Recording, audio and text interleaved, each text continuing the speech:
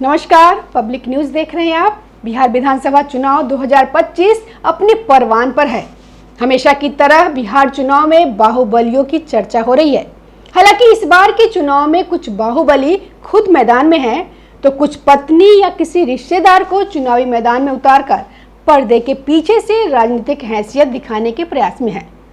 साल 2000 के बिहार विधानसभा चुनाव के दौरान झारखंड भी इसी प्रदेश का हिस्सा हुआ करता था। 2000 में हुए विधानसभा चुनाव में बिहार के अलग अलग हिस्सों के अच्छे खासे बाहुबलियों ने निर्दलीय प्रत्याशी के तौर पे जीत दर्ज की थी।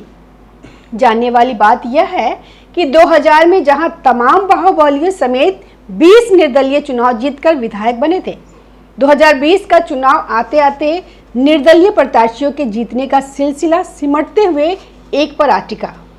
2020 के चुनाव में चकाई विधानसभा सीट सुमित सिंह इकलौते निर्दलीय प्रत्याशी विधानसभा पहुंच गए। 2025 में सुमित सिंह जेडीयू के टिकट पर मैदान में उतरे हैं। 2020 के बिहार चुनाव में जीतने वाले ज्यादातर निर्दलीय विधायक बाहुबली थे। इनमें से राजन तिवारी, सूरज सिंह उर्फ सूरजभान सिंह समेत कई बाहुबली उस समय जेल में रहते हुए चुनाव जीत गए थे। उस समय बिहार विधानसभा की स्ट्रेंथ 324 विधायकों की थी। 2020 के चुनाव में समता पार्टी और भारतीय जनता पार्टी ने मिलकर चुनाव लड़ी थी। समता पार्टी को 34 सीटें आई, बीजेपी ने 67 सीटें जीती।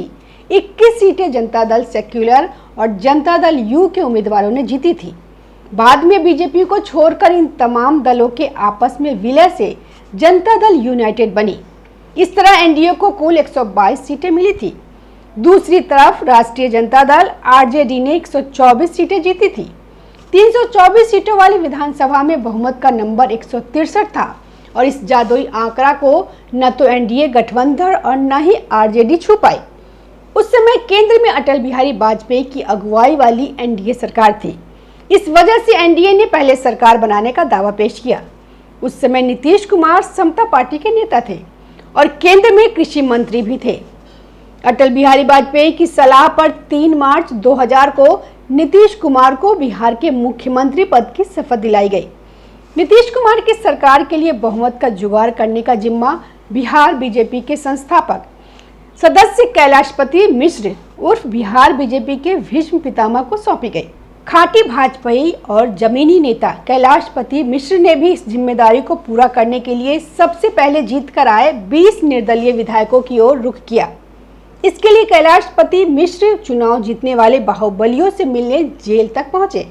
बताया जाता है कि कैलाशपति मिश्र ने अथक प्रयास से 20 में से 15 निर्दलीय विधायकों को नीतीश कुमार को समर्थन देने के लिए राजी कर लिया था। 10 मार्च को नीतीश कुमार बहुमत साबित करने के लिए विधानसभा में पहुंचे थे। नीतीश कुमार जैसे ही विधानसभा में पहुंचे, वहां देखा कि कई बाहुबली पहले से उनके चैम्बर में पहुंच चुके थे। वे सीधे जेल से विधानसभा में नीतीश कुमार को सपोर्ट करने पहुंचे थे। कई बाहुबलियों ने नीतीश कुमार के साथ अपनी तस्वीरें क्लिक करवा ली। अपने कक्ष में इतने सारे बाहुबली विधायकों को देखकर नीतीश कुमार थोड़े असहज हो गए। उधर एक दूसरे बाहुबली नेता कांग्रेस और कुछ अन्य छोटे दलों के विधायकों को कैद में रखे हुए थे ताकि नीतीश कुमार बहुमत साबित नहीं कर पाए। आखिरकार नीतीश कुमार ने बहुमत परीक्षण से पहले ही जोड़ तोड़ करके सरकार चलाने से मना कर दिया और 10 मार्च 2000 को महज 7 दिनों के कार्यकाल का द एंड कर दिया।